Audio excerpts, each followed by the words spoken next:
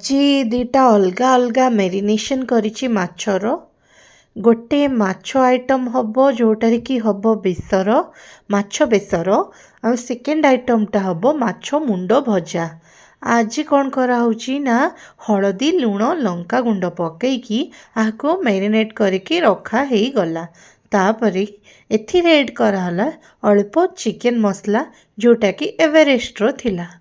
ତାକୁ ଏମିତି ଗୋଳେଇକି ଏବେ ରଖା ହେଲା ପରେ ଏଥିରେ ଅଳ୍ପ ଆମର ମିକ୍ସ ପାଉଡ଼ର ନନ୍ଭେଜ୍ର ଏଡ଼୍ କରାହେଲା, ଯେଉଁଟାକି ଗୋଟେ ମିକ୍ସଚର ଯେଉଁଟା ରେଡ଼ିମେଡ଼୍ ମିଳେ।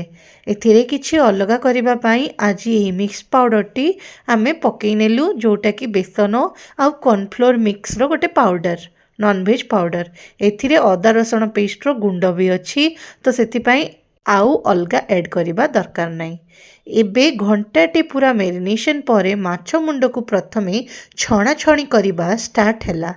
ମାଛ ମୁଣ୍ଡକୁ ପରଫେକ୍ଟ କରି ଛାଣିବା ବି ଗୋଟେ କଳା, ଆଉ ସେହି କଳା ଆମକୁ ଭଲ ଭାବରେ ଜଣା। ତ ସେଥିପାଇଁ ଆକୁ ଅଳ୍ପ ଟେମ୍ପରେଚର ଦେଇ କରିଲା ଟାଇମ୍ରେ ସାଇଡ଼୍ରେ ହିଁ କ'ଣ କଲୁ, ତାୱା ଭଜା କରିବା ଷ୍ଟାର୍ଟ କଲୁ ମାଛର।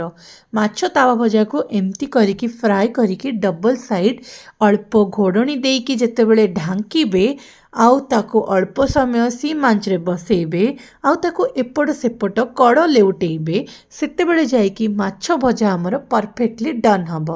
ସେତିକି ଭିତରେ ବାକି ସବୁ ମାଛ ଭଜା କରିକି ତାକୁ ବେସର ବନେଇ ସାରିଛୁ।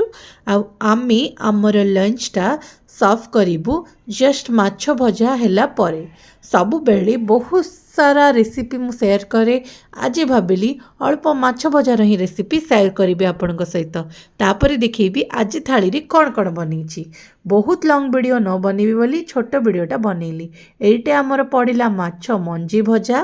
ଏଇଟା ଆମର ଅଛି ସେକେଣ୍ଡଟା ହେଉଛି ଏଇଟା ଅମଲେଟ୍, ଯେଉଁଟାକି ବନିଛି ଦୁଇଟା ଏଗ୍ର ଅମଲେଟ୍ ଏଇଟା। ଆଉ ତାପରେ ଆମେ କ'ଣ କଲୁ, ଭାତକୁ ସର୍ଭ କରିନେଲୁ। ଭାତରେ ଅଛି ଆମର ଅରୁଆ ଭାତ ମସୁରୀ ଚାଉଳର, ଆଉ ତାପରେ ମାନେ ମସୁରୀ ବ୍ରାଣ୍ଡର ଚାଉଳର। ଆଉ ତାପରେ ଆମେ କ'ଣ କଲୁ, ଗୋଟେ ମିକ୍ସ ଭେଜ୍ର ଭଜା ବନେଇଲୁ ଯେଉଁଟାରେ କି ଚିଙ୍ଗୁଡ଼ି ପଡ଼ିଛି। ଆଉ ତାପରେ ଆମ ମାଛ ମୁଣ୍ଡଟାକୁ ସର୍ଭ କରିନେଲୁ, ଯେଉଁଟାକି ଏବେ ବନେଇକି ଭିଡ଼ିଓର ଷ୍ଟାର୍ଟିଂରେ ଆପଣଙ୍କୁ ଦେଖେଇଥିଲି। ଆଉ ଏଇ ଭଜାଟା ତାୱା ଭଜା, ଯେଉଁଟାକି ଏକ୍ସଟ୍ରା ରୋଷ୍ଟ କରାହେଇଛି ମୋ ପାଇଁ। କ'ଣ ପାଇଁ, ରୋଷ୍ଟେଡ଼ ଭଜା ମୋତେ ବହୁତ ପସନ୍ଦ। ସେତିକି ଭିତରେ ଦେଖନ୍ତୁ ଆମର ଅମଲେଟ୍ଟା ବହୁତ ବଢ଼ିଆ ବନିଛି, ଅମଲେଟ୍ର ଟେକ୍ସଚରଟା ବି ଦେଖେଇ ନେଲି।